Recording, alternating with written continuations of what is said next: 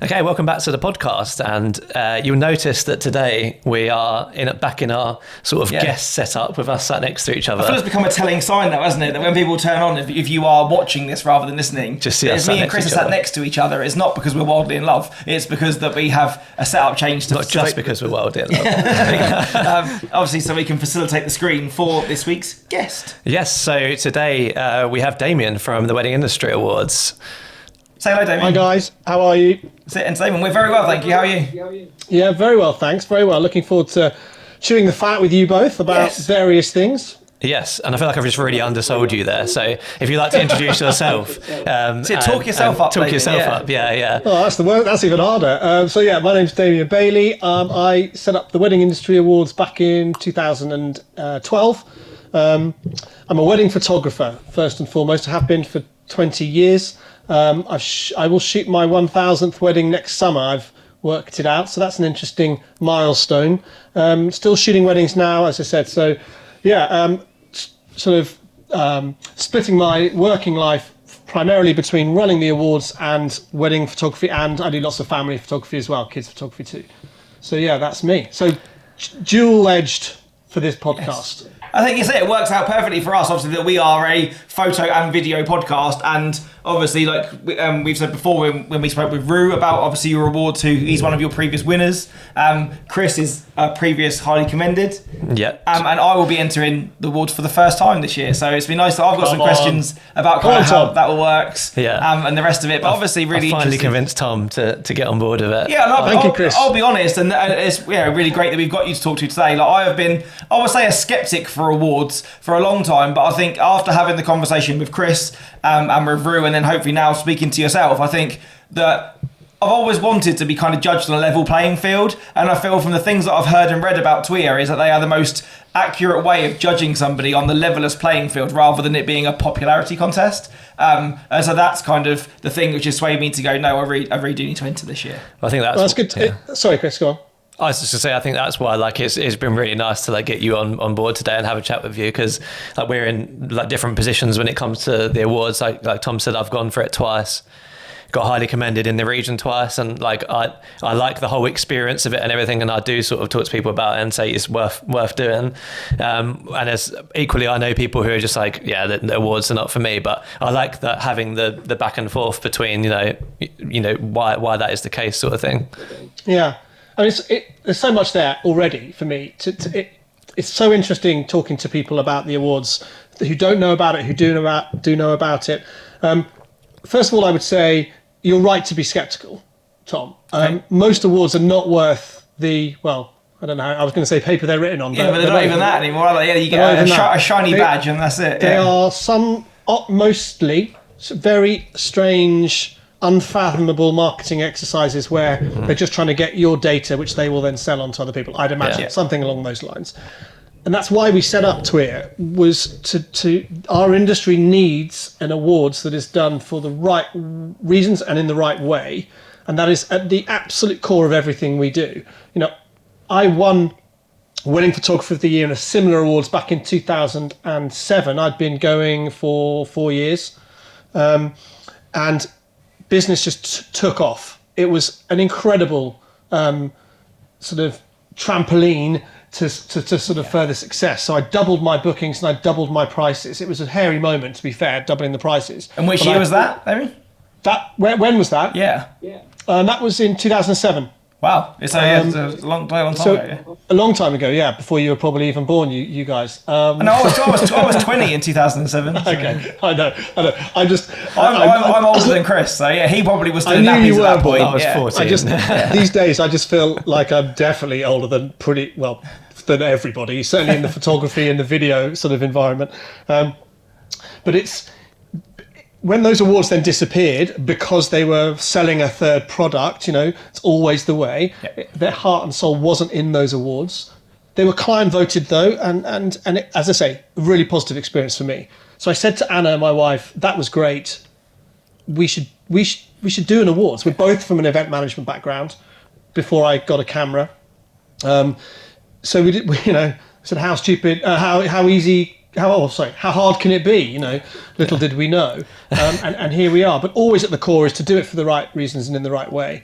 And the other factor, and this goes to what you were saying, Chris, is it's not just an awards these days. It was to begin with. It was all about finalists and highly commended and winning. Yeah. And now there is so much more to it, and people get so much more out of it and use it so much more than that. And that is something that we never really expected, but we are absolutely delighted by, and is probably the most important aspect for us.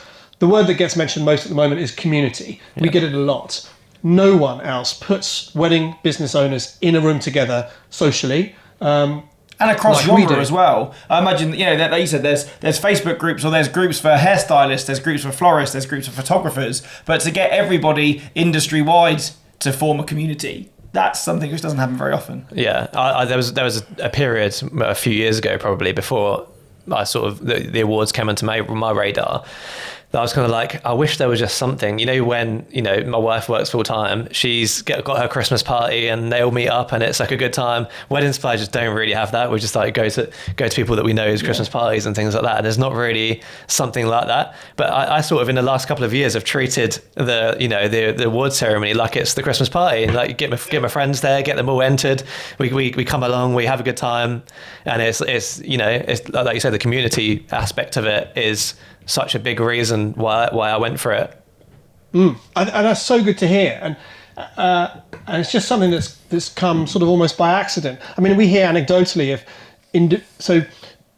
groups of sort of businesses or, you know, wedding suppliers within a category getting together to talk about it. So videographers, photographers, hair, makeup, to talk about the things they're struggling with, or the things they're doing all right with, because it's really hard to find people who understand. And similarly, a group of wedding suppliers from different categories who are then able to sort of recommend each other with confidence, having known that they've come through TWIA, but also having met them at one of our events. And we know that is powerful. And that live in your region as well, I guess, where you obviously, and we'll go into this in a minute, where you have it broken down into kind of different regions. It's not as if you are, you know, you don't jump straight for the national award. You have to win your region first. So by going through those kind of stages, the people that you meet are probably people that are working the same venues as you, going to the same weddings as you. And obviously then if your couple's looking for recommendations in your immediate area, they're people that are on your doorstep to help with that.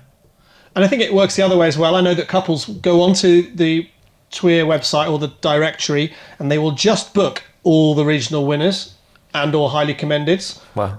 Because that's what they want. They trust the process. And that means winners and highly commendeds and finalists end up working more together anyway. So it's sort of self-fulfilling in that sense too. So we're really proud of that. You know, we work really hard on this. We care because we come from inside the industry. Yeah. You know, I'm still shooting weddings, as I say. You know, I still see these great suppliers working really hard and who are noticeably better, in inverted commas, in my humble opinion, than someone I might have worked with the week before. I'm thinking, well, there needs to be differentiation somewhere, and then it's about how we find that, and that's why we set up. So yeah, it's had its challenges, and if you stick your neck out, you're always going to get your face slapped a bit, and there are lots of people who don't like it, and I get it. It's not for everybody. It's Marmite, and but we'll continue to do it as well as we possibly can. Yeah, I think in our industry there's a lot of options, and like you say, there are people doing things a lot better than other people, and that's not to like put down any supplier, but there's no real until now there's been no real recognition of that. Like until now, you're as good as your website or what you show is, and not necessarily, you know, the next couple who books you doesn't know what the last couple thought of you. All they know is what they're seeing on your website and your flashy Instagram and things like that. But I guess having some sort of recognition, and you know, even if it's just a badge on your website or that you've won this award or whatever, that separates you from the other person they're looking at. If they're looking at two people, two flashy websites, two like great photographers or videographers that they like the work of, what separates them? Oh, this person won an award. What's this award all about? Oh, it's voted for by their couples. That is like that's clearly something which will differentiate you. Yeah. And we all do it with all sorts of other things as well. We all do it. If we go to the cinema, you're going to go and see the Oscar-nominated films, right? We do it with everything. If you're looking to buy a lawnmower, you'll Google, best lawnmowers 2024, and there's some sort of scale going on there. I mean, what we try to do is make it as transparent as possible, as rigorous as possible. That's really important. There's a great judging panel. There's a proper process that you can read, because if you look at any of the other awards, that is not the case. And then people can make their own decision. It's not for everyone, I get it. And we actually can't have a situation where the whole industry enters, because there are about 80,000 wedding businesses in this country. Wow. And we can't have an awards. There's just no way that's going to work. So and I guess a lot of it as well, it comes down to kind of a degree of bravery, I guess, as well. Like in an industry where you can pretty much, set up and off you go. Like, we're not regulated or have to have any sort of level of formal qualification or anything, or we don't get an appraisal like you would if you worked 9 to 5 at the end of the year. It's really easy, isn't it? And like I say, I've been guilty of this, to sit there going, well, I've got bookings coming in for next year. I'm liking the work that I'm making. Well, I don't need an award to validate me. But then now I kind of think, here, I'm, 12, 13 years in, I kind of think, well, no, I don't necessarily feel I need an award, but I want to see where I sit in the playing field, or I want to keep improving or levelling up. And, kind of your panel arguably is the best place to do that, isn't it? It's easy to kind of, it's how you want to gauge success, isn't it? And I think whilst some people think that they would go to win an award because they want, the ego of being an award winner, but I think at the same time, it's also kind of quite a daunting prospect to go if you think you're really good, and then, because that could be quite damaging to that kind of pride if you don't win. So yeah, Tom, you're absolutely right. It is a really brave, courageous thing to do, to enter something like this. You're putting yourself out there. You're saying, what do you think of my life's work almost? And that is a very, very tough thing to do. What's interesting, I found talking to. We love travel. When we travel the country doing those regional events in November, it is the best bit for us, because we get to actually talk to people who've entered the awards, but who are wedding suppliers, who are wedding business owners, just like we are. And that, if you're brave enough to enter the awards, the chances are you're going to do well in those awards because of that, almost. You know what I mean? And not everyone can win, of course, but if you're seeking to improve, or if you want to find out where you sit, as you say, Tom, in the grand scheme of things, but then you're prepared to take whatever happens and use it to develop your skill set or whatever it is for the benefit of yourself and for your customers, then that is an incredibly positive business move. Yeah. So I think it's about attitude, as ever, so much in life, right? If you take it in the right way and you use it in the right way in every aspect of the possibility of using it, stick it on your marketing if you're a finalist, because you're a very small number of people who are finalists. Yeah. Most people don't enter. So you're right, but and I'm full of admiration, and I know how it feels because I've entered one as well.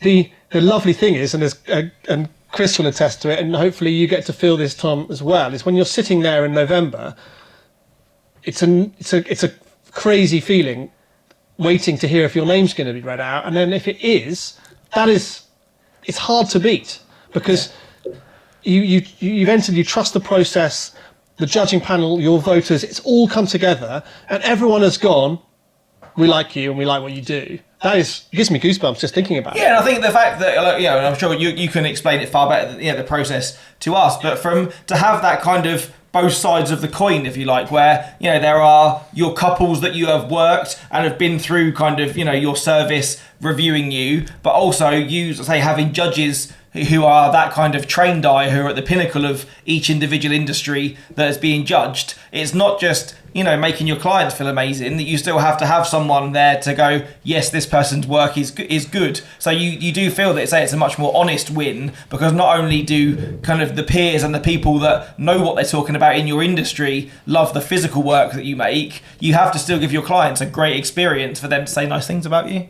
Yeah, it has to be client voted. Anything that's not... Any awards that are voted but aren't voted by clients who've used the product or service, just pointless, because you can just get Granny to vote as many times as she can, and most votes wins. It's just Yeah. no So value to anybody. I was going to say, like, I've seen a lot of awards that are like very much like, oh, vote for me in this, and anyone can vote and that kind of thing. And equally, I've seen a lot of, I'll get an email from just a random website just saying, you have won top 5 videographers in the UK or in the South or whatever. And I'm like, who are you? Where's this email even come from? And I still see, and I guess quite rightly, to be fair, people posting those ones online and saying, oh, look what I've won. I've won this thing. And it's like, hang on, I've got an email about that, but I haven't posted about it. But it'll get tons of likes from couples and things like that. So what is it, just to like rewind a little bit, and my question really is for you, what, like, for people that don't know everything, because we're going into this conversation already knowing pretty like most of the things about the Wedding Industry Awards, right? What is the Wedding Industry Awards? How does it differ from all of those sort of awards that you get an email for saying you're top videographer in this area? Or Okay, so where do I start? First and foremost, you mentioned earlier, we've sort of briefly touched on it, it's client voted. That is really important. So when you enter the awards, your clients from the previous year effectively can vote for you. One vote per couple, and only after the wedding has taken place. There are some caveats around that in different categories, because wedding dress suppliers will supply the dress well in advance, and there's all sorts of other things around that stationery. But basically, for photographers and videographers, what we want is for those couples to vote for you after their wedding, and actually once they've seen the finished product. That's pretty important too. The other factor I think that sets us aside is that our judging panel. So we have over 130 judges on the panel now, split. There's a separate category. There's a separate panel for each category, full of, I think, people at the top of their game, different styles, different approaches, but well respected, and usually between 6 and 10 judges per category, something like that. The more judges we have, the better and more rigorous the results, within reason. They still need to be the right sort of people who'll do the right job, because it is a fully in-depth process. And I'll come on to that later. If you want me to go through that, I happily will. Yeah. So client voting, the judging process, and the fact, I think also we touched on it earlier, that we're not trying to sell another product. We're not off the back of a magazine or trying to push something else. We are just here for the sake of creating a platform for fantastic wedding businesses to shine, and to help them be found by couples organising their weddings. So it's not about using your data, using your email addresses to sell you other stuff. It's pure and simple about can we find the very best of the UK wedding industry, and there's some incredible talent. And we're talking, let's say, specifically about photo and video categories, two of the hardest fought categories without doubt. Some incredible talent, and I would say particularly, and then Tom, you and I are photographers, so forgive me for this, but I would say the video category and the video niche, for want of a better word, in the wedding industry is the one that has developed most in the last 5 to 10 years. I think photography's come a long way in the last probably decade, but in the last, say, 3 to 5 years, I feel that video's taken on a whole genre of its own. And I've noticed that I started, I went full time in 2017. And there was a point where I was like, well, I'm doing this in Hampshire, and there's not a lot of other people doing it in Hampshire. And so, like, if I entered in 2017, there would have been a couple of people probably, or a handful of people that entered. But now there's it's grown significantly. And I'm friends with like a lot of people who do videography down here, and they're all my colleagues and my friends. But yeah, like there's so many more people doing it now, and it's much, the barrier of entry is lower. It's a lot more competitive. And the people that are coming in, and starting up now are really good starting up, because I guess there's more resources out there for. Well, I think the market's also people there to respond to it. Like back when you started in 2017, I know that was probably one of my early kind of full-time years. That I would say then at that point, and I'm sure you'll say the same, Damian, that back in 2017, which was 7-8 years ago now, that around less than a quarter of the weddings that I shot in that year had a videographer. Well, now I'm finding that probably it's less than a quarter of my weddings that don't have a videographer this year. Yeah. So the market has has shone, hasn't it, on video, and people want that format now more than they did before. Yeah, it's definitely competitive, and looking around, because I always check out all of the finalists from all of the different regions, and I kind of think like I can't pinpoint who's gonna win that region. I always try and predict it because it's a fun thing to do, but I can never. The judges will berate me at how difficult making a decision is. Yeah. You should know that, and anyone listening should understand that too. It is this industry that we work in that no one chooses to work in, but they sort of, no one dreams of working in it, but when they find themselves in it, they look around and go, "This is fantastic. This is fun. It's satisfying." But no one, let's say, no one dreams of it. There is some incredible talent in this country. Yeah. Internationally sought after talent, and we're just really proud to be able to give that talent a platform. That's what we're all about. Actually, one thing you mentioned there reminded me of the other thing I wanted to talk, just to mention quickly about what it is. Going back to your actual question, Chris, I'm always trying to stick to the question, but what separates TWIA from the other awards is the regional aspect. So there's so much talent that we can't just have one competition that's nationwide, because it just doesn't give enough recognition to enough people. So we broke it down into regions from the very beginning. Also, lots of suppliers only operate on a regional basis. That if you're a cake maker, you're not going to deliver a cake if you live in London, to Northumberland, whereas any of us will take our little bag of cameras and go wherever it takes us, so we can go nationwide. But the regional aspect is really important to a lot of categories, a lot of suppliers.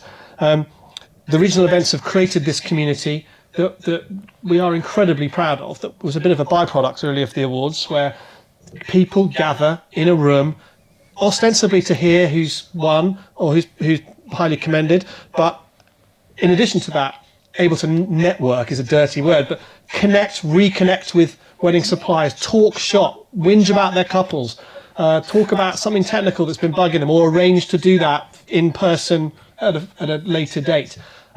We love that we facilitate those sorts of relationships between business owners who like to collaborate rather than compete. That's definitely I see. Last time when I went to the South Central Awards last year, it's also nice to meet people from other sort of categories that you sort of suppliers that you sort of bump into on a wedding day, say hello to, and then you're sort of too busy to have a proper conversation. But so at the South Central event last year, we sort of stayed behind, and we were chatting to you, and I remember being a little bit drunk, let's be honest, with my wife. No comment, Chris, no comment. And we were talking to you about everything. I think we probably kept you behind much longer than you'd hoped. You got me out of tidying up and de-rigging. And everyone else was tidying up around us. But yeah, then when we left, there was our taxi never ended up turning up, and then we bumped into these makeup artists and hairstylists also waiting for their taxi, and we ended up getting a taxi with them and sharing it, and we never met them, but we were having the best conversation, and now we follow each other on Instagram, and it's just nice to meet those kind of new people and have those moments with wedding suppliers that you just wouldn't get when you're oh yeah, I'll see you at a wedding at some point. And also, arguably, we all spend our lives either facilitating or going to really good parties and social events, but we're always the ones working. So to get to a point, I know that you said that opportunity to be able to dress up and not have to go to work, but go somewhere where you can kind of get a glass of fizz in your hand and say meet people that you like, and then that opportunity to have social and a celebration as well. We don't get a Christmas party, we don't get kind of those work outings that kind of regular job people get. So as well as kind of using it as a yardstick as to how your growth is as your business, to kind of get with like-minded community and have a chance just to let your hair down, haven't he? But I think you're right. It is good. It is important, and also just to stop. Hopefully, Chris, when you were there, when you come to the last couple of years, you've been to our events. You have a moment with a little glass in your hand where you look at Kate, your wife, and you go, "We've had a good year. We've done well this year. We're doing a good job." Yeah. You need to give yourself that space to give yourself a pat on the back.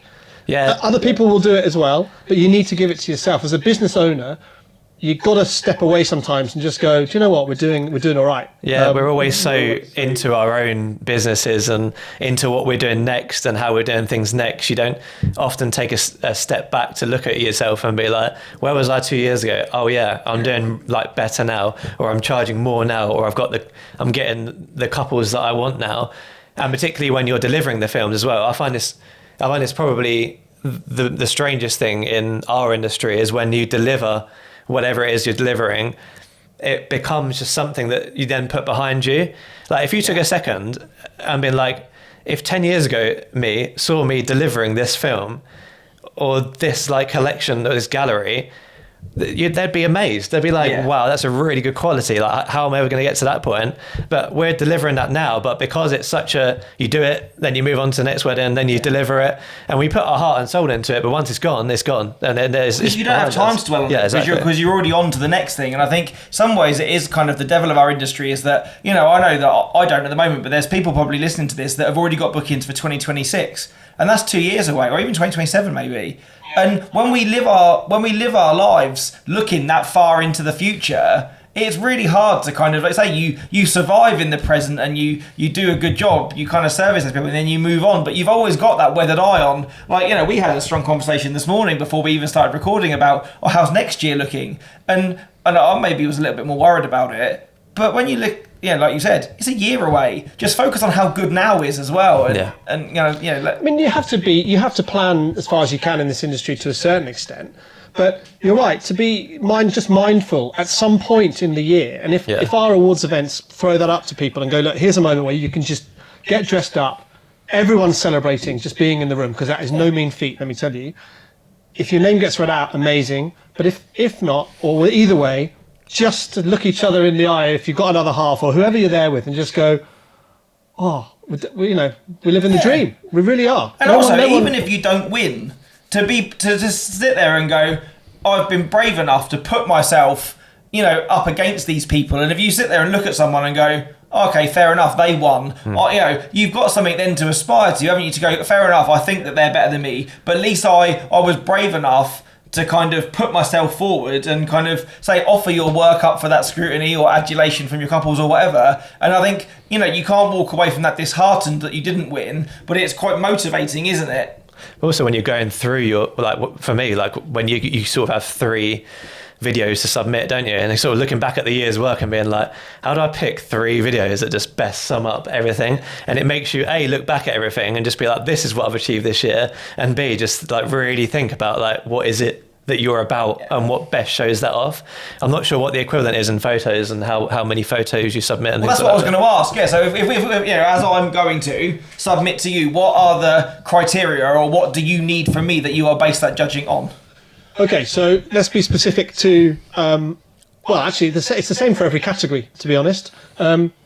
You enter the awards, you choose your category, your region is determined by your trading address, so you guys are obviously South Central. Yes. It's a region we made up, but it's therefore one that doesn't mean much to people, but geographically it makes sense, so South Central. You would, first of all, you can upload 10 photographs or 3 videos, and then there's a whole load of questions, category-specific questions to answer about you and your business. There's also links to your social media, to websites, other external sources like that. So in the judging process, the way it works is when your voters vote for you, they mark you out of 10 in 7 category-specific criteria. They then leave a comment about your product and or service, and they leave you some constructive criticism. We really encourage them to do that.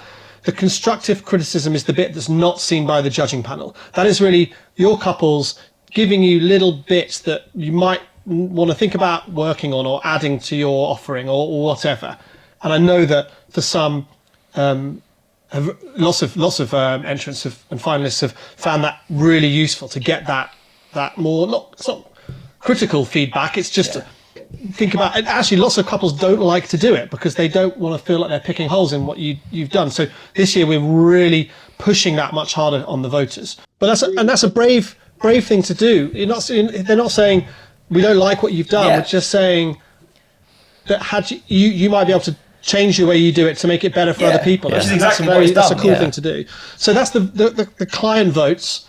One thing I would say as well on that is that we're not a most votes wins awards, because people do different numbers of weddings for all sorts of reasons. And actually it's quite hard to get couples to re-engage and to vote. We understand that. So one of the things that's taken into account is the proportion of your eligible voters that vote for you. So let's say you have 20 wedding couples and 10 of them vote. We think that isn't as good as if you have 10 wedding couples and 10 of them vote. Yeah. So it's obviously a higher percentage based rather than kind of just sheer volume. Yeah. So definitely. It's not a volume game. We understand that businesses come in all shapes and sizes, and our process is specifically designed to enable them all to enter on a level playing field. Those votes then we average out the score in each regional category, and we compare each entrance regional average to that regional category average. Sounds complicated, it's fairly straightforward, and actually I should say that it's written out in all its boring, dry glory on our website. So if you're really into the nitty gritty, you can see exactly how we do it. We use the average score because that then negates the total number of votes. It evens it all out. So the average score is key, taking into consideration the proportion of voters that vote.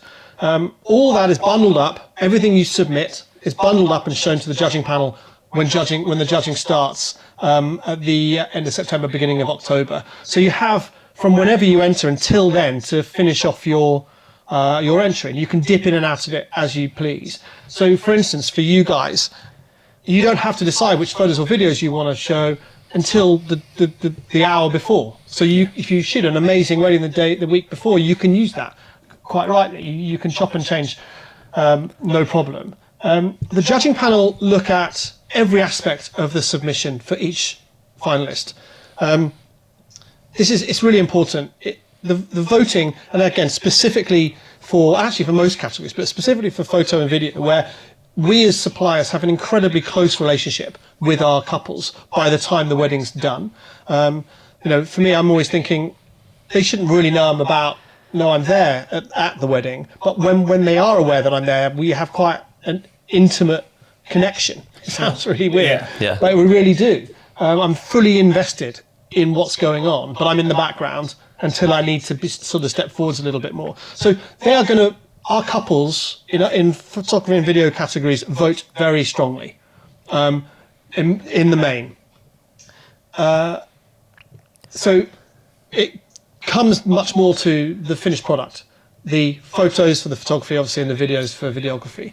And the judging panel looking at the quality of that finished product alongside the voting results, but also the answers to the profile questions. I think they do give a very clear insight into a business, the person behind that business, the ethos behind that business. So it's very much a rounded view. And as I said to you guys earlier, the judges do get a little bit frustrated with me because it's very hard to decide. Because if you've got that far, you are generally good at what you do. Yeah. But eventually they make the decisions, and how those decisions are made, there's no criteria on the judging panel at all. We do not say, here's a checklist, score each finalist out of 10 in each of these things, because that is too confined. I want each judge to come to their own conclusions based on their own set of values.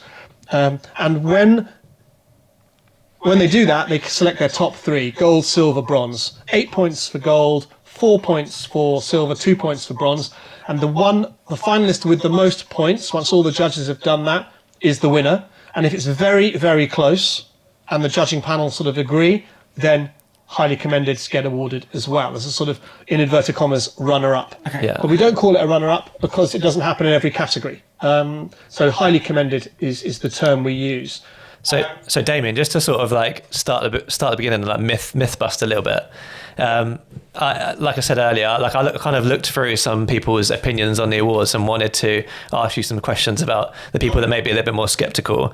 In terms of like, so you've already answered one of my questions, to be honest, which I knew already, but it was just for other people, which is it's not about the amount of votes, it's about the sort of the percentage, but also the quality of them as well, and how you're getting rated on average compared to other people in your category, I guess. But the other question is how, like, I've seen some people say, oh, I could just sign up as a couple and vote on there. Are there things to prevent this? Good question, and that is a good point. So yeah, obviously we have thought of that. First of all, you should caveat by saying that it's not the perfect system. There's no such thing.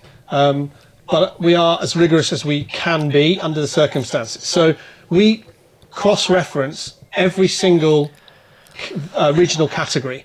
So if there are 26 categories in 8 regions, you do the maths, it's 200 and something regional categories. We will spot check voters in each of those regional categories to confirm that they are correct. Yeah. So I basically employ 2 people to make those phone calls periodically during the voting process. How we do that is when a voter votes, they have to give us their wedding date and their venue. And we will cross-reference we will call that venue and we will check that there was a wedding on that date by that couple's name. Nice. We don't do it with every vote because we get over 25,000 Yeah, votes. But we spot check every regional category. And every year, I catch someone who's falsified votes. Every year. And do they get disqualified then? Or? Yeah, absolutely. So I will then, actually, I kind of take great pleasure because I'm just thinking, why would you do that? Why would you? It feels like you're doing something nice and they're throwing it back in your face, basically. Yeah, that's like nice, but there's something. So I say, like, obviously remove them from the competition. So every year, a handful, I would say, 4 or 5, I remove from the competition for, let's say, voting irregularities. Yeah. And again, it's another factor that I need to be able to stand on those stages in November and on the big stage in January and hand on heart, look everyone in the eye and go, we are doing the best we can here to make this as rigorous as possible, whilst also let's have a few drinks and have a laugh. So it's trying to get that balance. But that's a really good point. And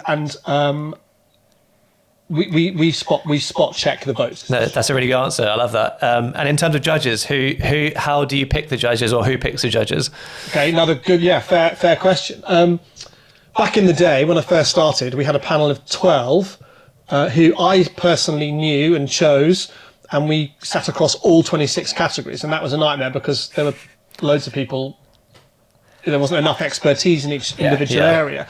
So then, how do you go about creating a panel for each category? It's really difficult, actually.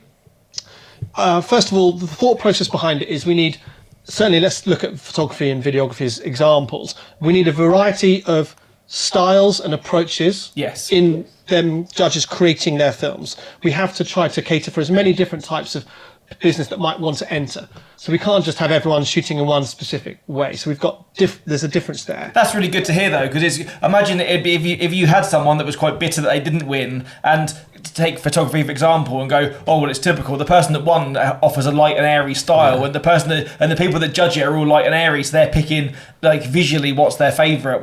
Or for all the things that you've just said, that's not the case. So it's nice to see that. In our particular corner of the awards, that style, obviously, I imagine, again, knowing less about it, that there's marginally less style in, say, cake making than there is in photography, for example. So I mean, there are styles and trends and approaches with every category. I've learned an amazing amount, actually, about the other categories. We see hair and makeup artists working every week, but when I'm now working, I don't do the judging on those any categories these days, but when you see them and you're looking through the finalists and the winners, when I'm doing all the stuff in the back end of the website towards the awards events, it's amazing to see the difference of approaches and styles that still make it into finalists, and the difference, someone who's two very different finalists can be winner and highly commended, very different in style and approach. And I find that really gratifying because it's celebrating the breadth of style, approach and talent that this industry has in this country. So but I leave that to the experts because that's what they're there for. So how do we choose them? Past winners is an obvious place to go. So in my head, my tiny little head, if you win repeatedly at regional level, or highly commended, but winning repeatedly, and I'm talking 2 or 3 times, maybe more, and if you win repeatedly, once or at least once, but maybe more at national level, then I would invite you to be on the panel. You've more than proven yourself to be fantastic at what you do. Also, as you'll make a good judge because you know how important it is on the other side of that fence that the judging is done properly. Yeah. So that is really important to me.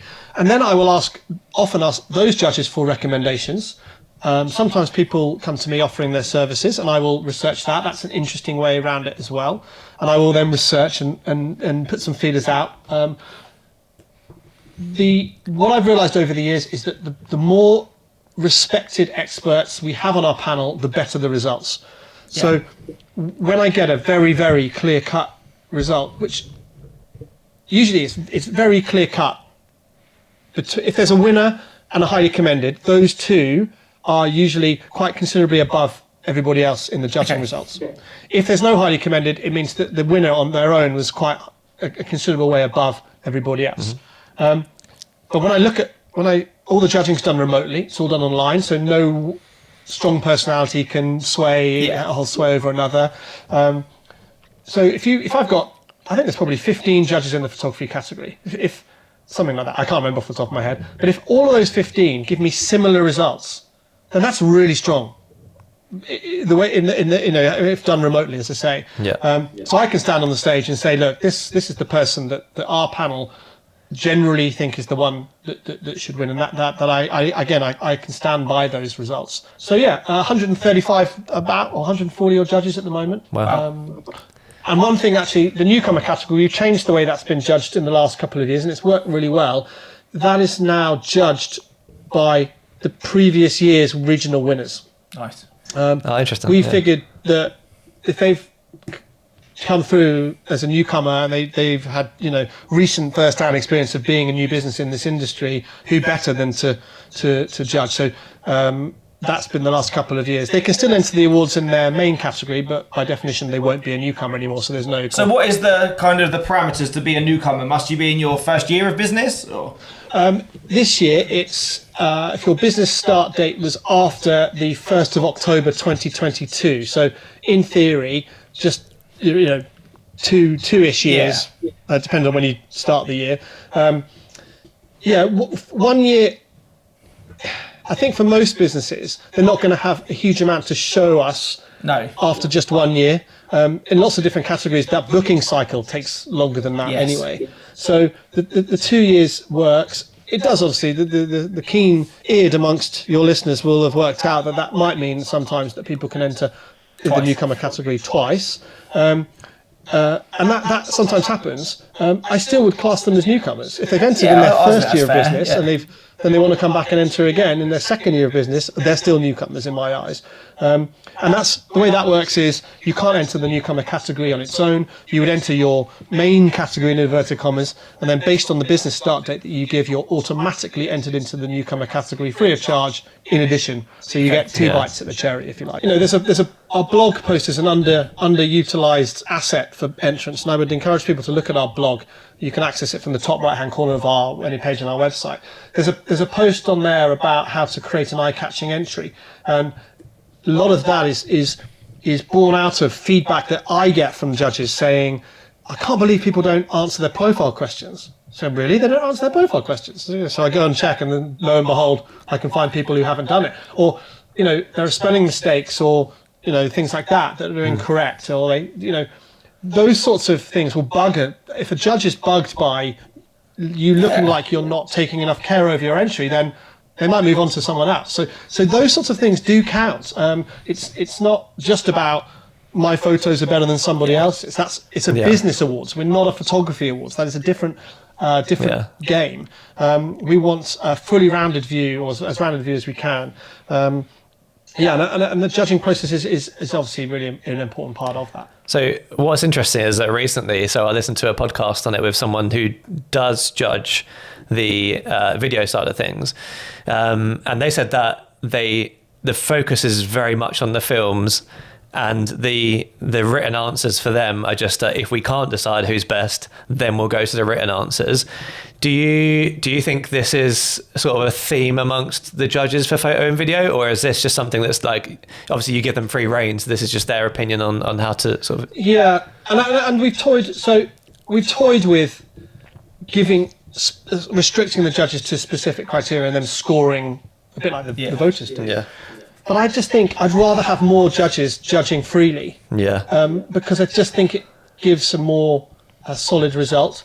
So the answer to that question is, I think with the image creating categories, inevitably the finished product is going to be the thing that the judges are looking at. Yeah. Because apart from anything else, their reputation is slightly at stake here as well. They need to make sure that the person who wins is really, really good at what they do. Yeah.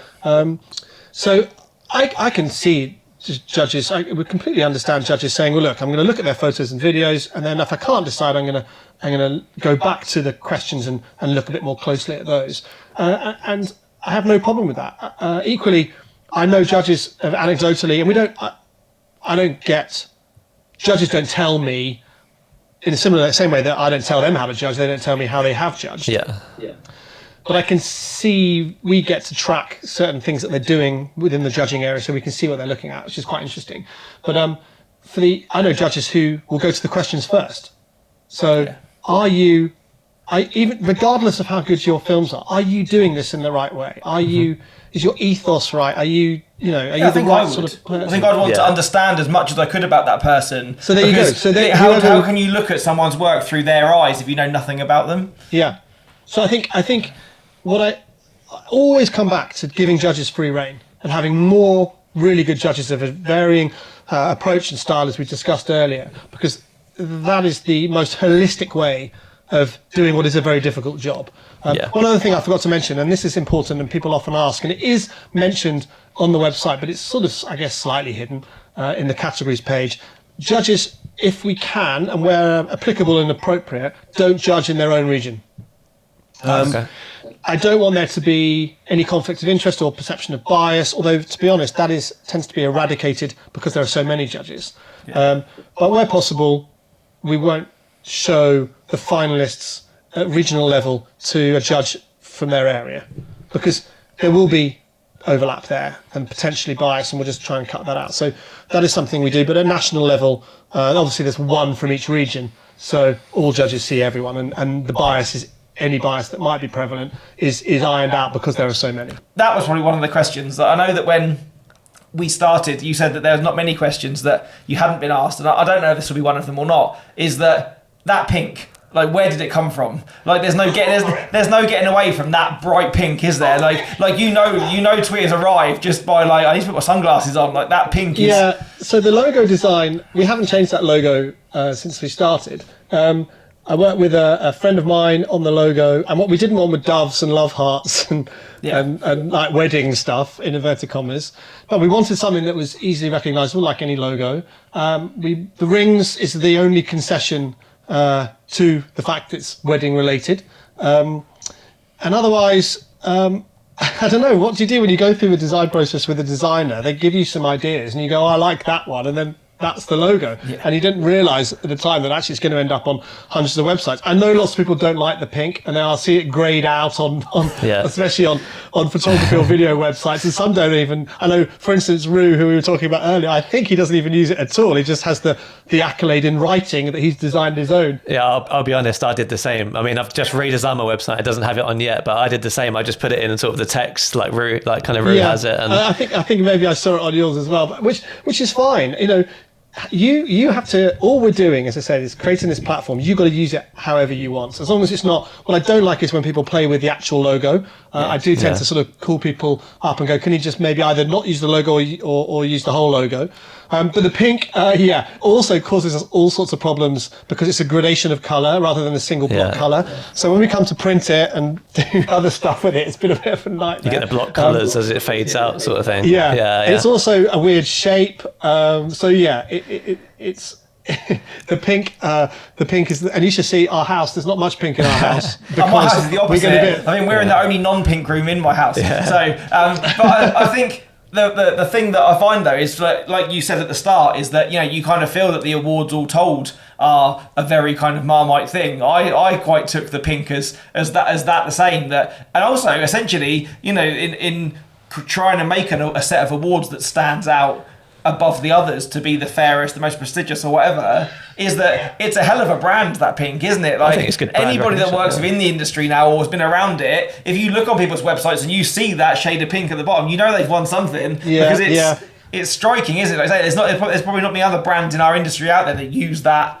Well, I wish I could tell you it was a really clever marketing ploy, but it just was not. I was chatting to some suppliers the other day, and they were like, oh, you know, someone's the business when you see the pink TWIA logo on their website, sort of thing. And hopefully, like, even though they say it might not have been the aim when you started off, hopefully couples will start picking it up as well. Oh, that's that logo that we've seen. They definitely do. Badge.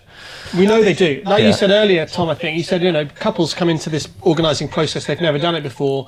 But once they see, oh, you've won that, they'll go and research it, and then they'll find other suppliers through TWIA, and they start to look for that logo. They start to recognise it for sure, because it's a fairly intense organising process. They're looking at it for a very short period of time, but very intensely. And we know that the logo does make people sit up and pay attention, whether that's couples or suppliers. But yeah, it's pink, that's for sure. In real life, what does winning TWIA actually mean? So if you know, just by going up there and getting your award, are you going to get more couples, get more bookings, that kind of thing? Okay, so I think it's hard to answer because it's individual to everybody. But in general, I think there are several aspects in which you can benefit from just entering TWIA, let alone being a finalist or a winner. Obviously, it's nice to win, and the maximum benefits at the top of that pyramid, but there are definitely benefits to entering as well. So first of all, there's a commercial angle. Let's talk about that. If you become a finalist, highly commended, or a winner, you have achieved something that lots of people haven't achieved. It's differentiation. You have to then use that, though. People aren't going to come to you. If you're putting stuff on your social media, on your email, or out of office signature, you have to tell people about it. You have to share that journey. I'm not a big fan of the journey word, but you know what I mean. You have to be quite un-British and put your hand up and go, I'm really good at what I do, and here's some proof. It always amazes me slightly that people who win don't then do anything with it, or a finalist. Or a finalist is probably a better example because winners generally do stuff with it. But if you've been made a finalist, and let's say you're one of 15 photographers in the southeast region that have been made a finalist. It sounds like a lot, but God, considering how many in total there are, you are in a very small percentage. But they go, oh, I didn't win, so I can't use it. Well, you can. You have to use it in the right way, and you have to, use it in a positive way. Couples will love the fact that you've entered. It shows self-confidence and courage, like we talked about earlier. But also, they will just sit up and take notice of the fact you're involved with an awards. I think I definitely agree with you on that one. I think even with being a finalist, like even if you just post the badge or something on Instagram, first of all, your couples love it, because now you've got this couple has booked a videographer who is a finalist in awards, and you'll turn up to the wedding and they'll be like, oh, congratulations, and they'll be telling all their bridesmaids, oh, this guy is like a finalist in the awards. And again, or they'll even get it wrong and they'll say, oh, he's won an award, and you sort of correct them and no, I was a finalist. Oh, whatever. Well, even with the highly commended stuff, and in a way, for marketing, I quite like that you don't call it runner up. Because I'll put on my Instagram and on my website, winner of highly commended, and it's like it's a little bit of a wordplay, but people do love it, and again, they'll show off about it. And couples who maybe were looking at you before and you post on Instagram, because that stuff always gets the engagement, probably more so than you could post your best video and it will get some engagement, but if you post a badge of an awards, it's probably going to get a little bit more engagement because the people, your supplier friends are all liking it, and then that boosts it up, and then the couples who booked you are liking it, and then people start to see you from that and be like, oh, we were looking at your stuff, just noticed you've won an award, are you available on this date? So the narrative is so important. We're all crying out. Actually, we have it relatively easy in social media. We've got so much that we can post, photos, videos. Other categories struggle to find content. But if you're looking for a narrative within your social media, a story to tell, entering an award, doing it from beginning of the awards to the end of the awards is a really great framework. Yeah, definitely. It's exciting. You're going to pull people along with you. They're going to root for you. They're going to that engagement, as you said, then increases the follows and likes on your social media. It's what the algorithm wants. So So going back to your question about what can people get out of it, which is effectively, I think, what you asked, is it depends on what you want to get out of it. So if you want to increase your bookings, you can use TWIA to do that, and you have to use TWIA to do that. If you want to increase your pricing, you can use TWIA to do that. And if you want to do both of those things, as I said earlier, that's sort of, I entered the awards back in 2007 and won Wedding Photographer of the Year and decided to increase my pricing. I basically doubled it, but I doubled my bookings. So that was a really good year. Yeah. Off the back of winning an award. And I think, so that's the first thing. There's a commercial angle. The second thing is we get lots of anecdotal feedback now, increasingly actually, and actually I think more so perhaps than ever before since COVID, because that was a real hit in the face, wasn't it? Yes. Obviously. But people love the feeling of, no, for instance, I don't have that imposter syndrome anymore. I feel like I belong. I get that pat on the back. I get my self-confidence has improved. These intangible benefits that I think you can get if that's what you're looking for. Voter feedback is a really great one. I know that we keep referring to Rue because I listened to that episode, and that's how I ended up sort of getting in touch with you guys. Yeah. But he loves that voter feedback, and I know lots of others will enter solely to get that voter feedback. I get it. If you're already doing enough weddings and you're charging enough for them, you might want to enter TWIA to get something else out of it. So there are intangibles, but at the heart of it is as a commercial benefit. Yeah, if you want to drive your business, it's a really good way of doing it, or one good really way of doing it. I think personally, I entered the first time so I could potentially, if I won or got highly commended, raise my prices, and I did do that. But I continue to enter for all of those benefits that you say might not be the first things that people think about. Like, I've posted highly commended on my website. I've got 2 in a row now. I might as well keep that going. They got the community as well of meeting up and having this event. Like, all the things that maybe when you say, oh, you enter an award, and then people say, oh yeah, but I don't need validation of my work. I know I get my bookings and that's all good. You kind of have to explain it's not all just about your work and getting the award. You get so many other things from it. Yeah. We try. I mean, lots of our marketing is a good chunk of it is based around grow your business. Use TWIA to help you grow your business. But a lot of it is use TWIA for other stuff. So we bash our heads against a brick wall sometimes. It feels like it, sort of trying to convince people that it's more than just a winning, losing, in inverted commas, situation. And often you have to get a foot in the door. You have to enter once, like you did, Chris, and then you go, oh, actually, hold on a second. There's loads more stuff going on here around this that is useful to me. And it's certainly, let's go back down to brass tacks, it's certainly worth the entry fee. I know lots of people have an issue with it. And I struggle with it slightly because I don't really understand why.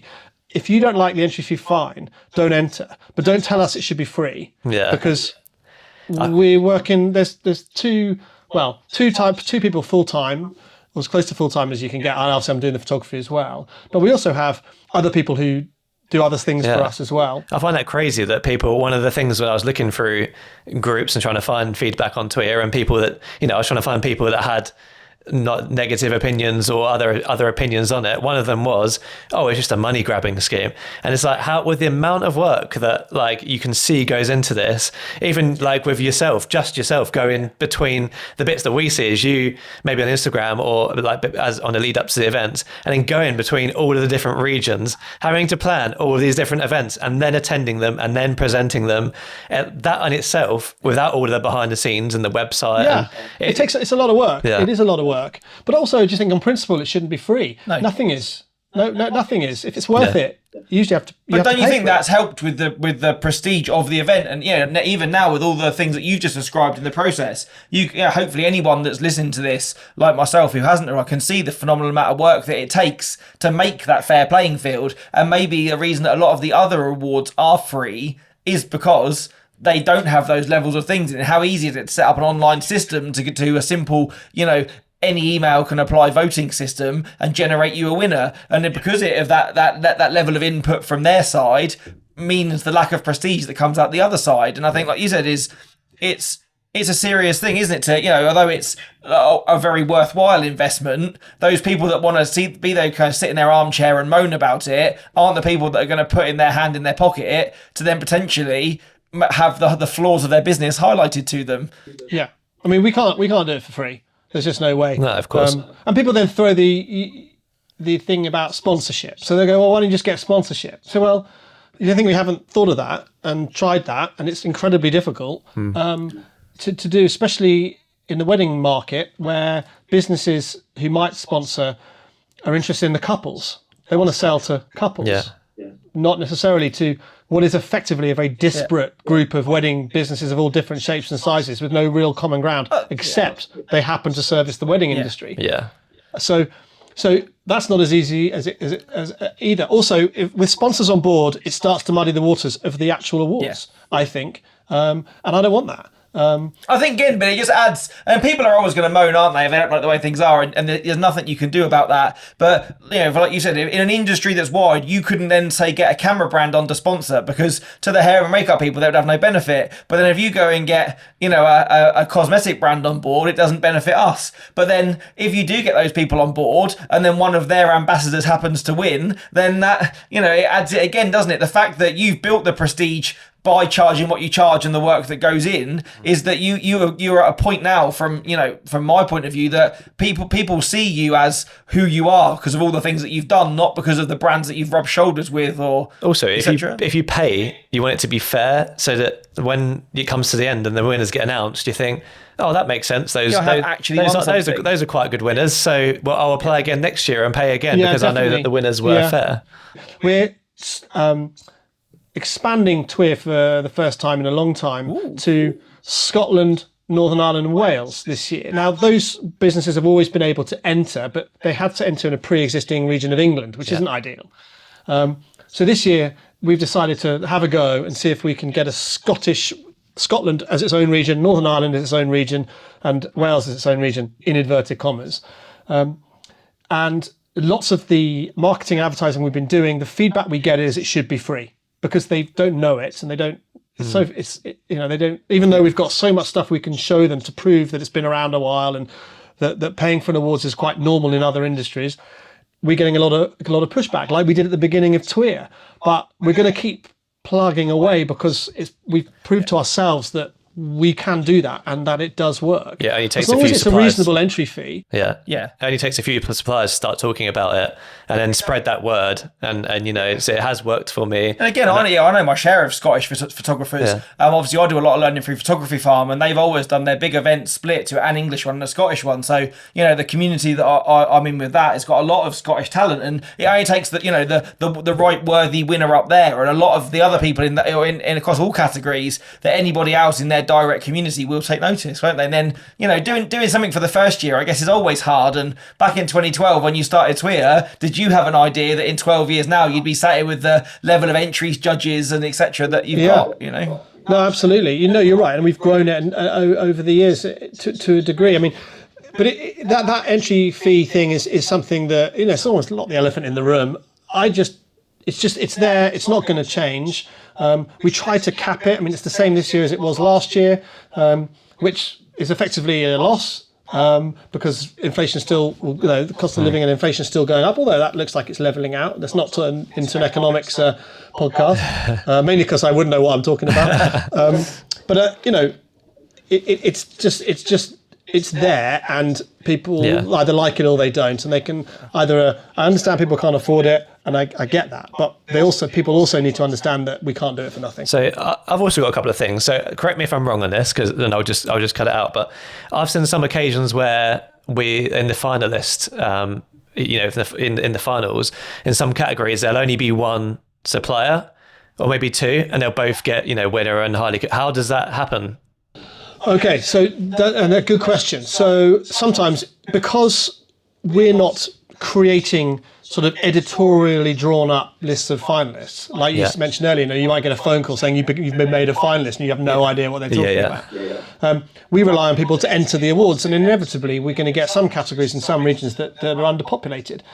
Some categories particularly, it's never really an issue with photography and video, but in others there are sometimes issues.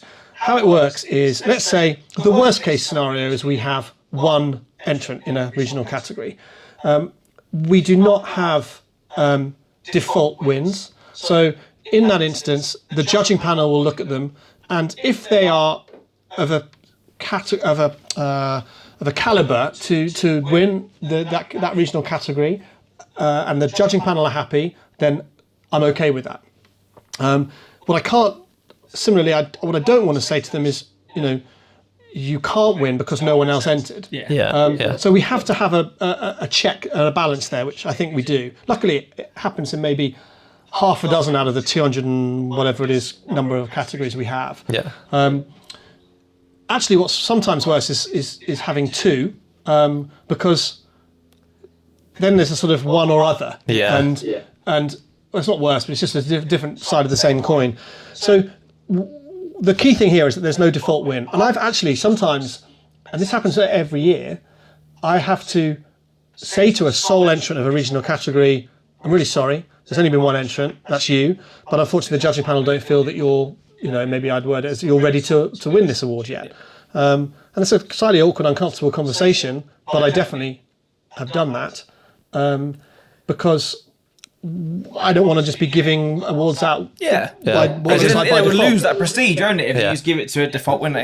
That's really interesting. And I think over time, the way we work around this is that if we get that repeatedly over a couple of years or more, we start to take categories out because they're just not popular. So we used to have a transport category, for instance, and that just ended up, we'd get like 6 entries over the whole country. And so we just thought, whereas the photography and the video will get, 100 plus. So we removed it. And then we get those 6 transport companies coming back the next year saying, oh, where's our category? So, well, here's why. It's gone. Now you have to enter the special touch category.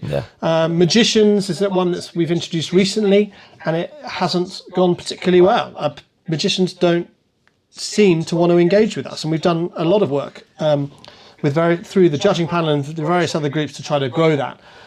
However, celebrants is a category that we introduced relatively recently, and it's booming. They all love it. So I guess it's over 12 years, the wedding landscape changes, doesn't it? Like I can see, you can almost envisage in time that there might become a point where you have, a content creation category alongside, photo and video, or like I said, transport, because more venues now offer kind of one venue solutions. There are naturally less of them. Like, I imagine a few years ago you could have had enough, sweet cart suppliers to fill a category, and now that there'd be I do get some interesting requests. I think it's me and you. I had someone ask me, excuse me, we'd love to enter, but there isn't a category for portaloos, and I really think there should be, because they're a really important part of weddings. I go, well, yeah, but we can't really have a sole category. That you would be a special. Imagine the client feedback on the portal. Yeah. Oh God. Yeah. Can you imagine? And also, I don't know whether I'd like to stand up on stage and go, ladies and gentlemen, the winner of the Portaloo of the Year is. I'm not sure. I think it's me and Tom have spoken before about like the podcast and things, like who listens to the podcast, and we kind of mention magicians, and that magicians aren't getting in their car and listening to like a wedding supplier podcast. They've got other things to worry about. Whereas I feel like as creatives, that we both listen to podcasts. A lot of photographers and videographers that I meet listen to some sort of podcast. As like makeup and hair artists and singers and things like that might listen to the wedding Think Wedding Business podcast. But yeah, like certain industries that have different things going on that maybe aren't just weddings, if you know what I mean. Yeah, absolutely. I think for a busy magician, the majority of their work is going to come from a corporate environment, I would imagine. Weddings is just so something they don't necessarily want or need more wedding work. So I don't know. But the idea is to have well-entered and evenly entered categories around the country. I've spoken to you about it before, but like probably in a less structured way, is that judges' feedback is, you don't get feedback from the judges. Is there any like thoughts about that? Is there a reason that you don't sort of have that? I think for me, like having the couples feedback is helpful, but a lot of the time, because couples are just looking for like a good experience, a lot of my couples feedback is like, it was great, we loved our stuff. And like I say, that's great if you don't get a reply from them. Sometimes it's nice to have feedback from someone in the industry who knows. If they're prestigious enough to judge your work to be a winner or not, you would like to know what you could do to then maybe make your entry pip someone else next year. No, and I hear you both. And of course, it is something we've thought of. In fact, we did it. We did it 2 years in a row, just pre-COVID. We offered or provided judging feedback, and it was a nightmare. for various reasons. The most important one was that the judging feedback was given anonymously, and so, but several, or I don't want to say lots. What's something in between lots and several? Numerous. That's a good one. We like that. There we go. Numerous finalists took umbrage at the feedback they were given by the judges, and because they didn't know who'd given it to them, they just trolled all the judges on the panel. Now, I mentioned earlier that the judges do this out of the goodness of their hearts. They do it as volunteers.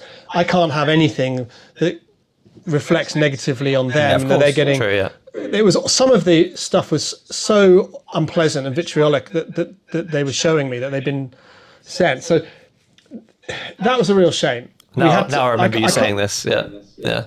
I had to just remove the feedback, the judging feedback. Yeah. So that's the sort of public side of it. The other side of it is that, from the judging perspective, is that I already asked them to do an awful lot for nothing. Yeah. They spend a lot of time doing it. To give feedback, meaningful, useful feedback that might have a chance of being well received by everybody, although who knows, would take time, extend the amount of time that they would spend judging, so that they just wouldn't do it. True. If there's a judge listening to this, they probably look at watching like, no, please don't convince him to do judges' feedback. Yeah, that's the last thing I need right now. And don't worry, judges. Chris is convincing, but not that much. The other factor, I think, is it's actually a really hard thing to give. If you are trained in how to give feedback, let's say you're a teacher, or you have been a teacher, now you're in the wedding industry, and that actually was the case for one of our judges. He made the good point to me that it's a very difficult thing to give constructive feedback without upsetting somebody, especially if it's remote and it's anonymous and it's, you never know who you're giving it to. Also, mechanically, just the way that at the back end of the website, it's really difficult to give. Also, and I think the last thing I would say on this is that lots of those judges will offer products where they will, through mentorship or workshops, where they will charge you to go and benefit from their expertise, way over and above the price of the entry fee that we're charging for an awards. So I think there's that as well. We've thought about, can we do it in a more sort of transactional way? I'd like feedback from you, Mr. or Mrs. Judge, and I'd like to donate X or to charity, or is there a way that we can do that? And we've sort of bounced a few ideas around, but again, when you're dealing with that many different judges with different personalities, not to mention judges, entrants and their personalities as well.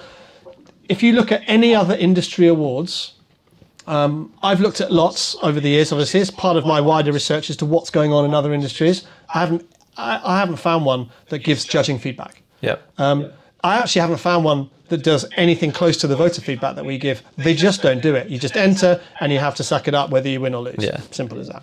No, I think it makes a lot of sense, your answer, definitely. And like you said as well, I feel that if I was aware who the judging panel was, there are probably some that I would want feedback from more than others. And then it comes to that point where you go, oh, well, I want him to tell me what's wrong with my work, but I don't care what you think. And then kind of, like you say, that becomes a logistical minefield, doesn't it? Or then if there's someone that you would be paid to be educated by, it becomes a much bigger issue. So yeah, I totally understand that. Yeah, and I think it's a different thing. We're in awards. And I think we already offer a lot of value for that, the cost of that entry fee. I know we do.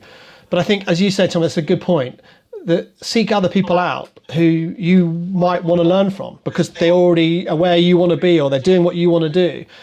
And then get a much more meaningful relationship with them, which will be transactional, than something that you might not work, but has taken a huge amount of time and effort for everyone to give everybody else. So, it's something that we get asked about.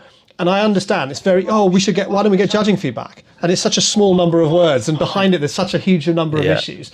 And as ever, it's never quite as simple as that. I guess as well, like with photography and videography as well, is I find that, and I do just kind of from my own sort of, amusement, research, inspiration, whatever, look at a lot of other photographers' work in my area and beyond. And I think sometimes I can see something and I know that I like it, but if you ask me to describe why I preferred one over the other, would find that really quite hard to do. And imagine then that if there was a pressure to deliver feedback, especially on the volume that you would have to give it, it would be very hard to just not say kind of very very generic, very kind of the same things to some people. And then you kind of feel and that came up as well. Yeah, Tom, you're right. That came up in the feed. So when I asked the judges how it was giving feedback, I got this feedback. But then we were getting feedback from entrants saying, I've just met up with a friend of mine, and they've got the same feedback as I have. So some judges were clearly just sort of copying and pasting. You know, they maybe have 5 or 6 different comments, and where they were relevant, they were just copying them in because it was such hard work. Yeah, so anyway, you know, we don't offer it. It's never off the table, but I've yet to find a way, or someone suggest a way that it would work. It has to be done properly, and I think, like you say, I think people would get much more value anyway from going to, if they respected the individual judges, going to those and like asking for their, you know, mentorship packages or like film reviews, that kind of thing. So we've spoken a lot about TWIA, and I think it's important also to know the man behind TWIA. So obviously you are a photographer, and you were a photographer first and foremost. So you have a lot of strings to your bow at this point. You were telling us before we started recording. What's you're almost at your 1,000th wedding. What's next for you? Like, are you gonna, are you gonna hit 1,000 and call it a day? Are you gonna continue to do weddings? No, I'm gonna let the market decide when I stop doing weddings. I'm now closer in age, most of my weddings, to the parents of the couple than I am to the couple themselves.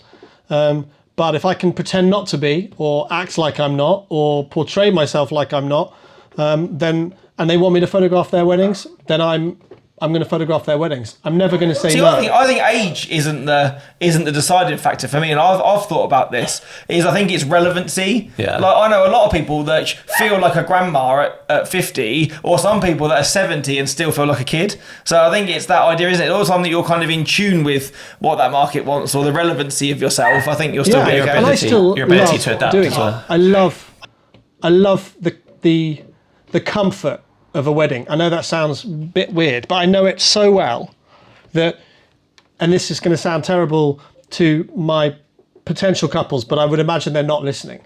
But so I'll risk it. It's almost like a day off for me. I do my hobby for a living. I have for 20 years. And there's one day a week, usually just one day a week these days, where there's no emails, there's no phone calls, there's nothing else for me to focus on except doing that hobby as well as I possibly can in a beautiful environment with lovely people all dressed up, drinking champagne. I mean, it is like a day off. It is an absolute treat. Oh, I agree. Yeah. And if I could only keep one part of my job, it would be the going to the wedding bit. It wouldn't be the admin, it wouldn't be the editing, it wouldn't be the delivery, it would be that 10 hours. Yeah, 100%. That I spent at the wedding. The only bit you couldn't get rid of in the creative process is the going to the wedding bit. You could farm out the editing, and most couples wouldn't know the difference. There are some very, very good editors these days who'll do your editing for you, overseas usually, and no one would be the wiser. Or Imogen AI. Yeah, or robots. That's it, robots. I've taught my robot pretty well, and Imagine is doing a wonderful job for me in keeping my time at my desk limited. I know nothing about that, and I'm still doing it myself because I'm some old Luddite, but not an old man rather. But no, you're right. The age thing is not the factor. It's a factor for me because I'm aware of it, but other people don't know how old I am. If I say on my website, which I do, that I've done nearly 1,000 weddings, if you could probably work out how long I've been doing this, and you could probably have a good guess at how old I am. So I'm okay with that. So I'm not going to decide what's next for me. I've started up 2 new things in lockdown because obviously everything stopped. We carried on TWIA. We did them virtually, which was cool. It was different, and meant we didn't drive around the country seeing everybody in November, but it also meant we didn't have to drive around the country seeing everybody in November, if you know what I mean. Much as we love that, I promise you. But we pre-recorded everything, and we did it on YouTube Premiere instead of live on social media. So we did it with full production values, and it looked amazing. So we wanted everyone to watch it on their smart TVs rather than on their screen, their devices, So that was really cool. But then during lockdown, I set up 2 new things. One, it was a little bit of a side project with my son, who at the time was at university doing a business degree. So we set up a little business to put on his CV, really, and that went really well. And it definitely helped him on that CV, and it helped him get the job he now has. So I'm really proud of that, and it was fun to work with, my son.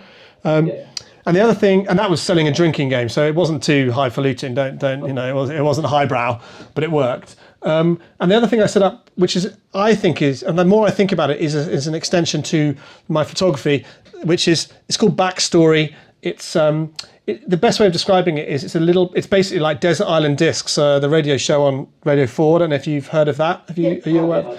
Okay, so it's basically just like that, but for normal everyday people.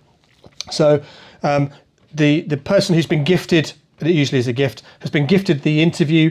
They fill in a questionnaire, they select their music. I then put together an interview. I interview them like this or in person, edit it together, which is easier because it's all chronological and linear, and then give it to them as a sort of as a recorded life story interview for future generations of. Oh, mate. Didn't you? We spoke about this on the pod. So Chris did a wedding. Am I right? For a bride who basically does like "This Is Your Life," where like they make the book of like someone's life. Yeah, it was a book, and it was what did she do? I think she was like maybe marketing for this company, and it was for people to get a book written about their lives, almost like a so sort of biography. There's quite a few companies that will ghostwrite your biography, and lots of them are crazy expensive. I like the sound. I want to hear someone's voice. Yes, definitely. And I want that visceral connection, and I want to see them even as if they go for a video option. And the music, that radio show works because there's so much intrinsically connected to the music, which lives on forever. So I love doing them. I get so much out of it. And at the end of the day, I'm trying to record someone just like I am with my camera, but just in a different format. That's like gives me a warm feeling. That it does. Honestly, mate, it gives me goosebumps. Again, the third time I've had goosebumps in this session. I've met some amazing normal people, and I know what I've done is create for them something that will be very important and valuable to future generations of their family. It's exactly the same when I'm taking wedding photographs. It's the same. I'm just thinking if my great nan used to tell all these stories, and as a kid I would sit there and I'd be like, oh, here we go again, and that kind of thing. What I would pay now to watch her sit and like even talk to a camera or even just listen to her voice tell that story, and more. I would. Yeah, and for me, for Desert Island Discs as well, like someone who is an avid music lover and could talk profoundly about music and what songs mean to people for a long time. Like, I lost my dad in 2020, and he was, would tell me about the shows that he went to and the gigs that he'd been in and the music that he loved, and and we would go to gigs together or talk about music a lot, because a lot of the music that he loved, I come back round to love. But to have that element where if he could only pick 5 tracks to see what he would pick, I think like I would listen to that over and over. Oh, Tom, I feel for you. I'm the same as you. My dad was borderline obsessed with music all his life, and he gave me my love of music without doubt. My dad died in 2020 as well, and I didn't. He had the questionnaire, and he never finished it. So I never. It's more heartbreaking. We were going through the process. He'd had a stroke, so he wasn't very able to do it, and he's found it hard, but he was trying because he wanted to, and he died before I recorded his. So I'm the best advert to anyone out there who even if you just do it, just get your phone and do it yourself. But the thing is, the reason it works for me is that I'm neutral. That's the key thing, and I can ask questions that other people wouldn't think to ask or don't feel comfortable asking. I can, and I've met some incredible normal people at the end of life, terminally ill people, or just normal people just going about their business who have had to stop and think about themselves for probably the first time in their lives, particularly women of a certain generation in their 70s and 80s who spent their entire life looking after other people. No one's ever asked them questions about themselves, and I find that watching them very often unfold and unfurl during the 2-hour interview is just so incredible. And very gratifying. I kind of want to watch some now. What an amazing story. Even if I didn't know them, I'd want to watch them. I thought about trying to do it as a podcast anonymously. It's quite difficult because there's a lot of personal information in there. But no, I'm proud of that, and that's I'm working on that more and more because I think that has longevity beyond all the rest of the stuff I do. Well, it's funny, like, we've just recorded an episode this morning which the people that listen to this would have heard a fortnight ago, and that was a lot of that was based at kind of an anger's the wrong word, but kind of a disdain for kind of and which sounds mad in a photography and videography world, not what things look like so much, about not looking for a perfect photo, about kind of just taking a moment for what it is, and kind of the legacy that you leave with the work that we do. And I imagine that having the mindful, of working on that business and then going out and shooting a wedding on a Saturday when you've just spoken to, a woman in her 70s who might be that grandma at that wedding in a similar scenario, like that gives you that, your approach is very different to someone half your age who just wants to take a cool photo of a champagne spray at a wedding. No, absolutely, Tom. I'm so vested in the humanity of a wedding, of the people, the relationships. For me, the best weddings. People always ask me, "Oh, what's the worst thing that happened at a wedding?" I tell you what. Instead of that, why don't we talk about the best things that happen? And for me, this is a rash generalisation and no disrespect or offence to anybody, but if the grandparents in both families are at the centre and almost on a pedestal of this day, then it's going to be great. These are a family who are connected beyond, between generations. They share family occasions regularly. It's not just about a wedding. That they're going to be able to therefore make friendships that are going to be strong, that are going to come through at a wedding. And all of this means photos for me. Those family connections, that's part of the reason why I always go to the house or wherever the girls are getting ready, even if they don't really want that photography. The photography is not that important. It's not important to me, but it enables me just to observe this group of people. Who are they? Who do I need to be to fit in? And I don't care if I don't get any photographs, but I want to see, because I need to fit in, and also I want to see the subtle cues, the body language that are nothing to do with photography that I need to read in order to get what I'm going to do. You have to find what you love about those people, and really hone into what you love and about them. And even if they're people that you might not hang out with outside of because not all your couple is going to be like your best friends afterwards. There's always something that they're about. What are they about? And if you find out what they're about and what you love about them, you can shoot them in a way that best represents them and not the way that you think that they should be. But you need to become also, and that's why I always say this, is that coming out of the other side of COVID is now I always, in my full day weddings, will always start 3 hours before the ceremony. I don't need to be there 3 hours before the ceremony, but I know that means that I can turn up, and probably for the first half an hour it means that mum can make me a coffee and I can just stand and I can listen and I can talk, and I become as unnoticeable in that moment as the coffee cup that she's given me. Though by the time that I do start moving around and taking photos, my presence in that room is familiar.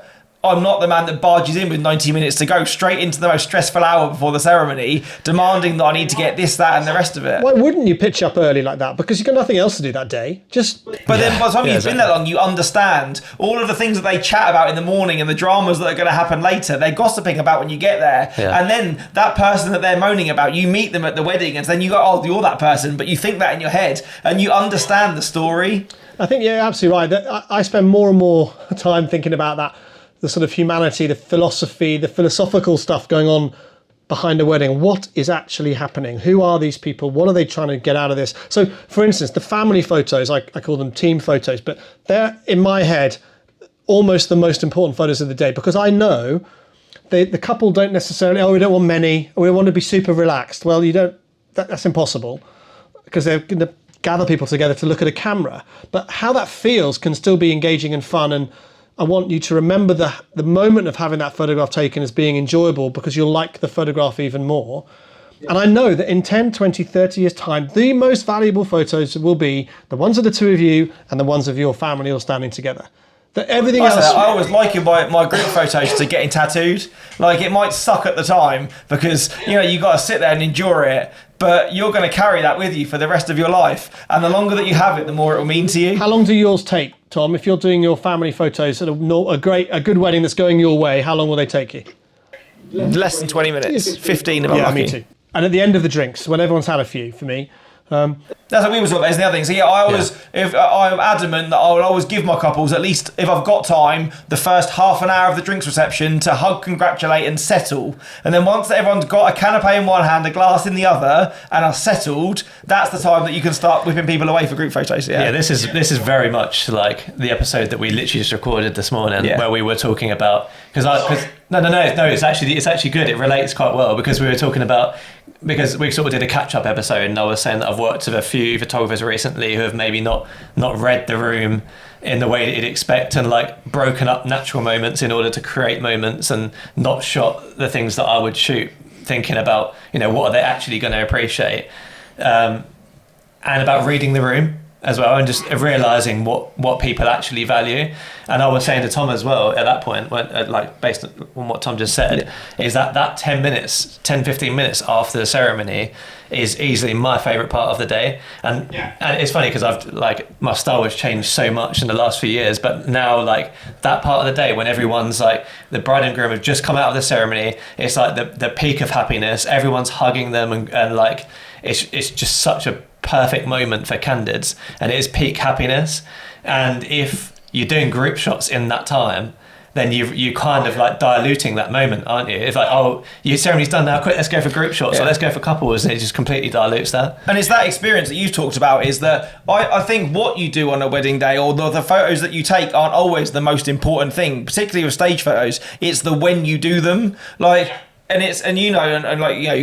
fact that you've agreed with me is that, say, to try and do those straight out of the ceremony, because it's the easiest thing to do, to go, no, I know they're done then, is actually the worst thing to do. And you'll still get the same combinations, and you'll still get the same photos, they'll still be there on your shot list to tick off, but how that will impact how those people feel about you interrupting that moment, or how they will be in those photos is marginally different. I get a huge buzz at a wedding because it's not overconfident. I'm never complacent, actually. That's another thing. I mean, I get nervous before every single one. It takes me a while to get back into the groove, even though I'm doing it on a weekly basis. But I'm so confident of my place, my role within this day, that I know that everything will work. I could pitch up to a wedding that I know nothing about, and I know I'd be able to photograph it. I'd fit in, I'd work it out, and I'd be fine. I don't need a long list of timings. And I love that feeling. It's really satisfying. It's 20 years in the making, and I feel like an expert, which is kind of weird, but it is. I love it, and I think, like you were saying earlier, to have that worry that you'll maybe getting to an age where people won't want you anymore. If you could almost sit down and do your own desert island discs and have the conversation that we're having now, and couples had the want to sit and listen to that, I think if they had even 10 minutes of you talking the way that you do, anyone with kind of a grandma or a family that they want to preserve the legacy of would book you for their wedding, because you understand that. Yeah, and if I'm lucky enough to get in front of people like this, if I'm talking to a couple, I know, as part of my, in inverted commas, sales pitch, there are certain things I will say at certain times of that conversation that are supposed to elicit a certain response. And if they do elicit that response, then I'm on the right track. And I'm being very honest, but I'm saying stuff to them that they won't have even thought about for their wedding. They're just thinking, organise. So I'm going, well, feeling is really how that's exactly it. You want to be talking to your couples, even if it's just a consultation call. And I always preach this a lot. You want to be talking to your couples on a consultation call, say something, and then for them to be like, yes, that is exactly it. That's what we want. You're speaking our language here. You want to show insight and understanding, I think. I know what you're going through. I know how how it feels or whatever it is, but then give them some sort of solution and insight. I think you're absolutely right, Chris. It's if you can do that and you see them looking at each other and sort of nodding, you know what I mean, like they do, and a good one. Yeah, and you've got to be led by them, I think, haven't you? In that email when you arrange that call, they probably sit down and hit log on to that Zoom thinking they're going to be telling you about their place settings and their ideas for the wedding. And then when you turn around and go, well, tell me about you. Tell me about, who's going to be there and how's it going to be. And then they start to, and you kind of say, you almost catch them off guard to go, well, he's not interested about, our centerpieces, or he's not interested about what we've gone for the flavours in our cake. He's interested about whether grandma's going to make it or not, or or who's in my bridal party. And it's again, you need to understand the family dynamic or the friend dynamic or the kind of that stuff to know. I saw a really cool T-shirt on I think it must be on social media. It said, "This is my second rodeo," and I thought that would be quite a funny way of thinking of it. But no, I feel like you should get that for your 1,000th wedding. It's my 1,000th rodeo. This is my 1,000th rodeo, and you need to wear that to the. No, so circling back to your original question, Chris, which feels like a long time ago, what's next for me is, I think, more of the same. I love doing what I do. I'm very, very lucky. My kids are now about to, one's left uni, one's going through uni.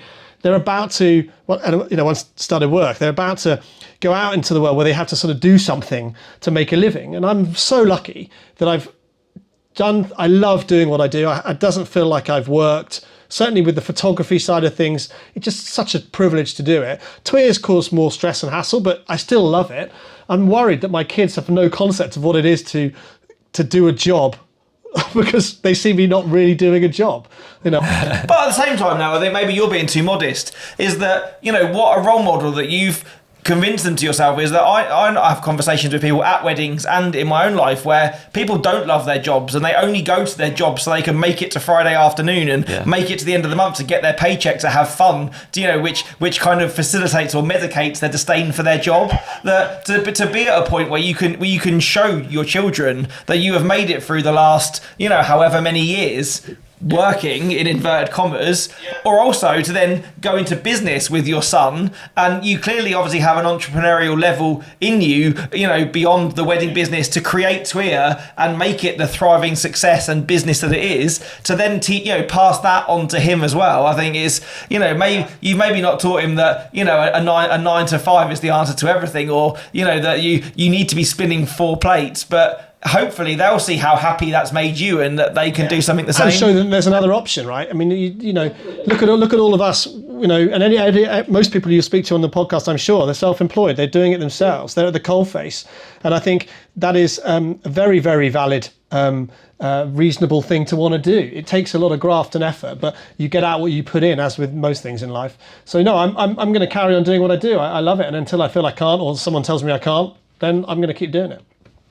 Yeah, I feel like, I don't know about you guys, but when I started, there's a lot of people telling me, oh, you don't want to go self-employed. No, there's too much risk in that. You don't want to do that. Or only the people who aren't self-employed.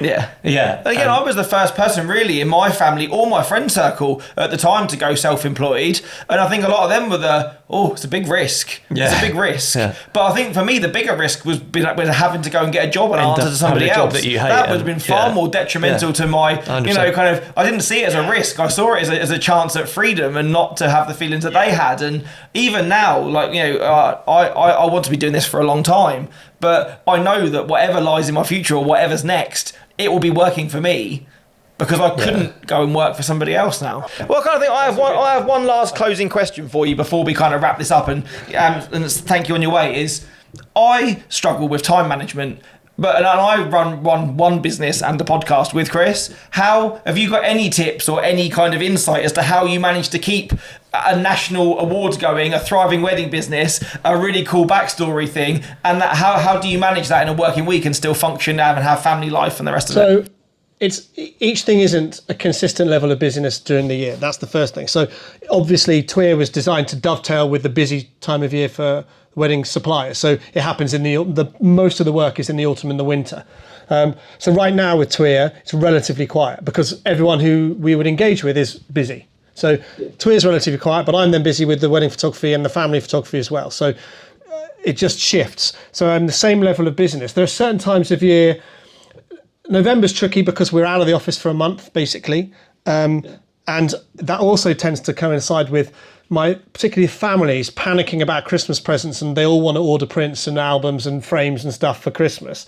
And some even want to do shoots because they didn't get organised and do them in the summer. So November can be tricky.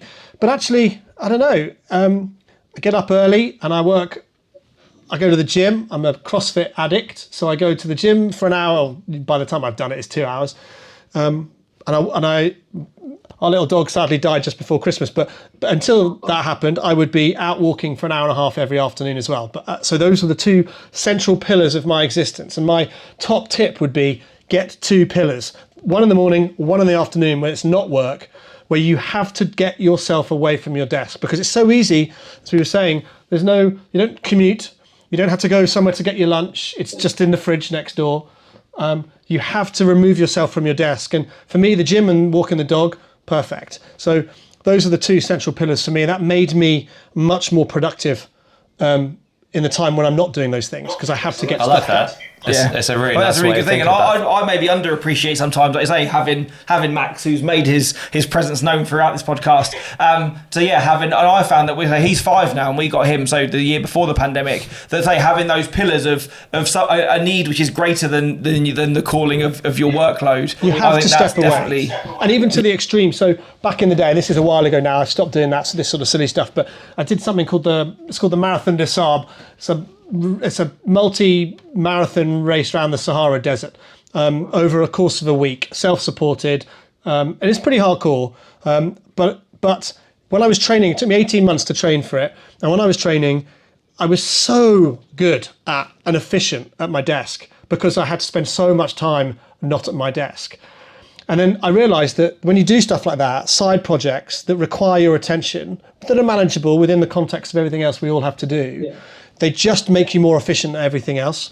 So that's part of the reason why the gym became a thing for me. I'm not in it to get massive and hench and beach ready. I'm in it because, frankly, it feels like the 1 hour of the day that I'm in complete 100% control of, because how hard I work in that gym is entirely up to me and no one else.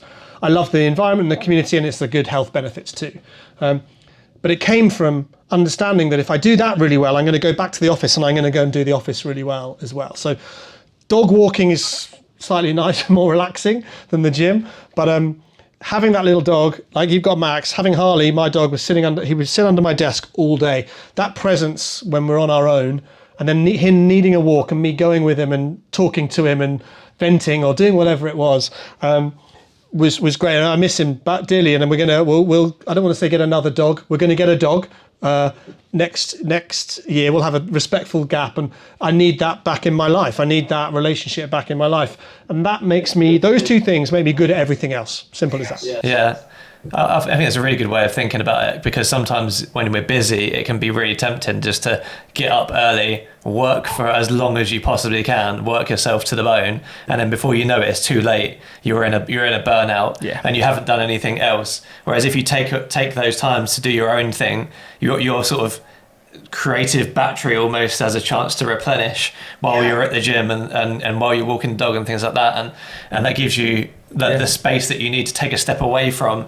Say like if I'm on a really like difficult edit and I'm struggling to find music for it, sometimes I sat there for like 2 hours just looking at music bed and scrolling through, and every song then sounds the same, and it can be tempting to sit there until you find the song, but sometimes the best thing is just to take yourself out. In that moment you kind of think, well, I have to keep working at this, and if anything, like taking a break seems like the worst solution in the world, but in fact it is actually the best. I'm very good at giving myself a break. I'm very happy. I'm very easy on myself, because we do lots of stuff that's hard enough. And also we forget as self-employed people that we have to make every decision in our business, and every decision then we have to enact ourselves. So we can't just say, oh, we'll give that to the marketing department, or if something has to go to the post office, I have to take it to the post office. I know it sounds ridiculous and it's easy to do, but it adds up with everything else. So you become very efficient, and within that efficiency has to be an efficiency of not working, because otherwise, as you say, you're going to burn out. So I was doing 80, 90 weddings a year for 5, 6, 7 years.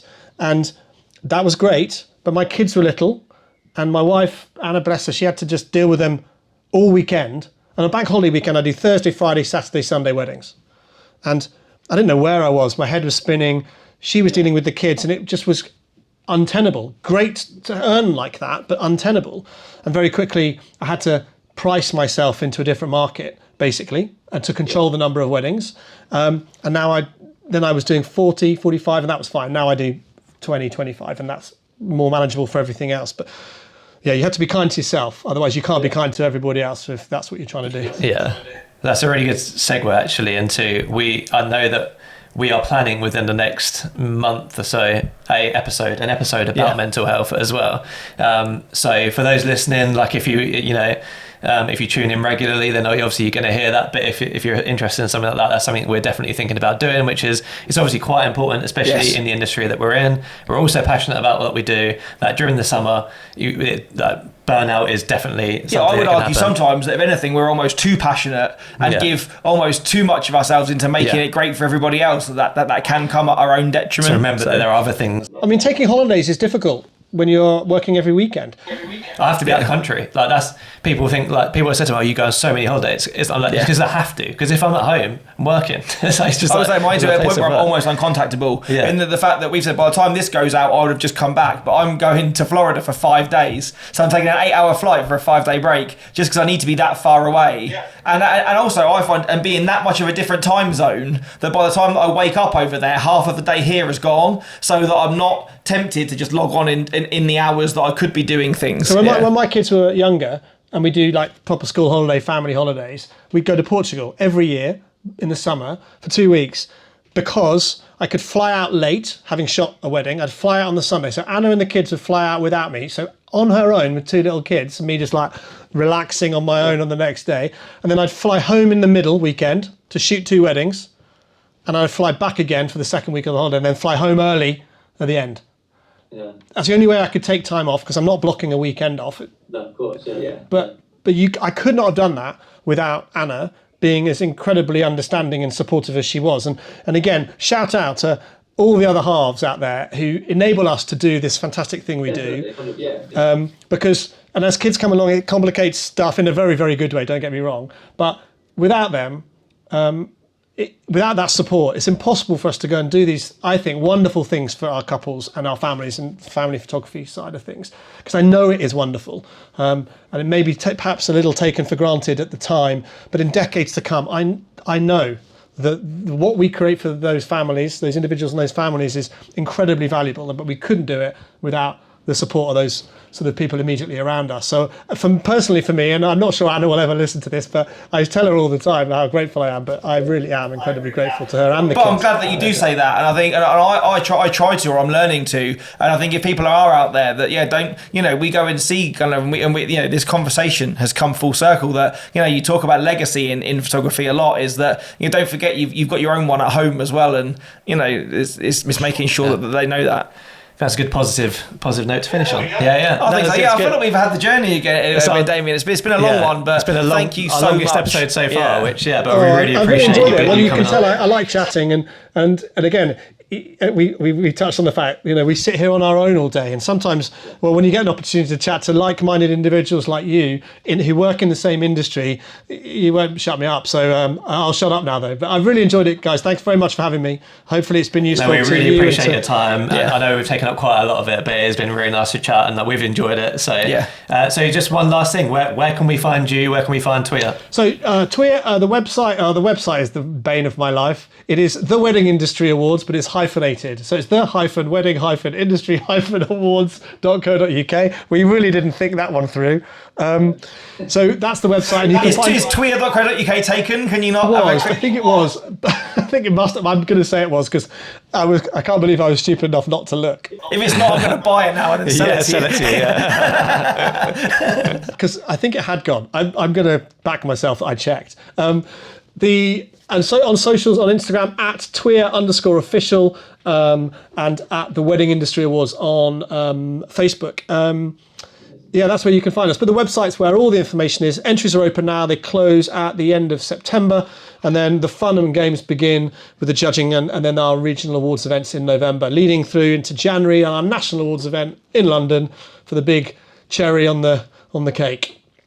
Amazing. And your photography and your family's? Photography, let's talk about that. Yeah, DamianBailey.com, DamianBailey. Bailey's a good name for a photographer, I discovered over the years. DamianBailey.com and at Damian.Bailey.photo on Instagram for anyone who's interested. Amazing. Well, thank you very much for your time, Damian. It's been an absolute pleasure. It's been a pleasure. Thank you for watching and listening, guys. As always, if you enjoyed it, obviously let us know. Drop us a message. Follow the podcast. Do all the good things. Thank you for watching. Thank you for listening. And also message Damian as well. So say thank you to him for having Thanks so much, guys. Really enjoyed it. Loved it. Thank you very much. Well, thanks for watching. We'll see you in the next one.